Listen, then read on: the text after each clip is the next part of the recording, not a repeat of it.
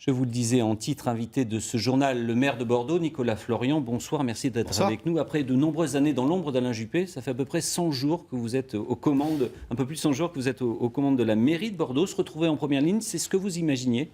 Pas si vite, pas comme ça, mais quand on s'investit, et quand j'avais rejoint l'équipe d'Alain Juppé en 2014, j'avais dans un petit coin de ma tête l'idée qu'un jour ça pouvait arriver. Mais de l'intérieur, c'est vraiment ce que vous imaginiez? Oui et non. Il y a des sujets où je m'aperçois qu'on est seul à décider, seul à arbitrer. On a beau consulter, prendre des avis, prendre des experts, mais la décision, elle repose que sur vos épaules. Quand j'étais adjoint au maire, j'étais plus dans un apport de propositions, de conseils, que de prendre moi-même la décision. C'est le seul et véritable changement. Et puis la charge de travail qui est importante, parce que moi je suis dans la proximité, j'aime bien être au contact des Bordelaises et des Bordelais, donc je passe beaucoup de temps, et c'est vrai que c'est une grosse charge de travail, mais j'aime ce que je fais, je m'éclate. Alors après les vacances d'été, vous allez partir en campagne pour conserver ce fauteuil, il va falloir rassembler. Qui, face à vous, on en parlera dans un instant, mais vous pourrez compter sur le soutien de votre premier adjoint, président du MoDem Gironde, Fabien Robert, qui vient de publier « Pourquoi je crois en la politique ». Karim Jbali et Pascal Lécuyer sont allés à sa rencontre. Entre Alain Juppé et Nicolas Florian, une des rares photos de celui qui trouve un malin plaisir à passer plutôt inaperçu, diront les uns, ou plutôt discret et modéré, diront les autres. En tout cas, pour le premier adjoint au maire de Bordeaux, cet engagement rime naturellement avec modestie. J'aime la modération. Je ne supporte pas l'esprit de système. Je ne supporte pas tout ce qui est radical. Et d'une certaine manière, je me plais bien à Bordeaux, à faire de la politique à Bordeaux, parce que c'est une ville de modération.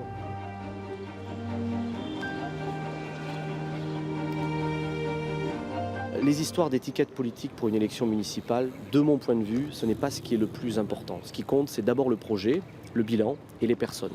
Et d'ailleurs, on le voit très nettement dans une ville, les électeurs ne choisissent pas leur maire comme ils choisissent leurs députés ou leurs députés européens. Ce sont deux élections différentes.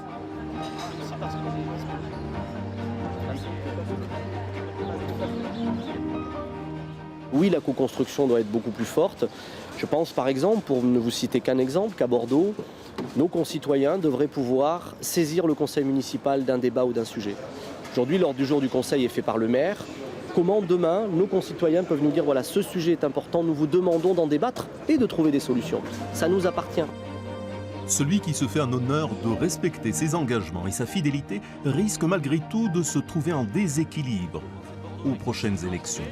Mais le jeune homme qui courait naguère les marchés pour Alain Juppé n'est plus aussi novice aujourd'hui. Il saura rebondir. Nicolas Florian, a priori Fabien Robert vous soutiendra, mais Thomas Cazenave, proche d'Emmanuel Macron, pourrait avoir l'investiture de La République En Marche. Ça veut dire que Bordeaux fait l'objet de jeux d'influence à Paris qui vous dépassent peut-être? Enfin, en tout cas, qui ne me concerne pas. Il y aura des candidats, c'est la démocratie. Moi, je suis totalement dans mon job de maire, du matin 7h jusqu'au soir 23h. La campagne électorale, on verra plus tard. Mais elle se prépare tout de même en coulisses. Est-ce qu'on peut imaginer... Oui, enfin, je ne suis pas, moi, sur ce calendrier. Moi, ma préoccupation, là, c'est de savoir comment on va s'organiser pour la canicule dans les 2 jours qui viennent. Quelles sont les dispositions que l'on prend. La campagne électorale, on verra ça bien plus tard. Un dernier mot, quand même, sur la campagne électorale. On n'imagine pas un Édouard Philippe ou encore un Jean-Michel Blanquer parachuté depuis Paris? Je ne sais pas, il faut leur poser la question. Encore une fois, ça ne fait pas partie de mes préoccupations. Moi, je suis investi dans mon mandat depuis le 7 mars. J'ai une équipe qui travaille.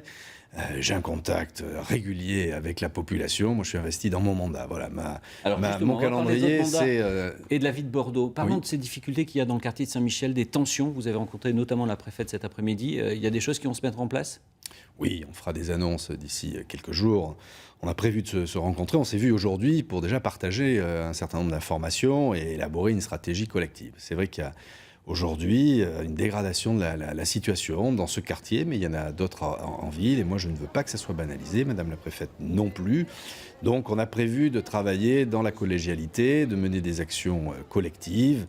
Et d'ici quelques jours, vous verrez qu'on prendra des initiatives et on fera des annonces. Un dernier mot sur la fête du fleuve, 11e édition, Grand succès populaire. Grand Les succès. Bordelais ont renoué le contact, ça y est, c'est fait avec leur fleuve. Oui. Vous allez essayer de poursuivre ce qui a été mis en place autour de ce feu? Bien sûr. Il ne s'agit même plus de l'amplifier parce que c'est maintenant dans le paysage et c'est dans le patrimoine immatériel de la ville.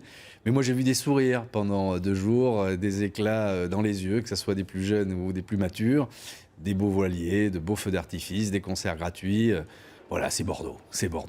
Merci beaucoup d'avoir été l'invité du 19-20, d'avoir répondu à nos questions.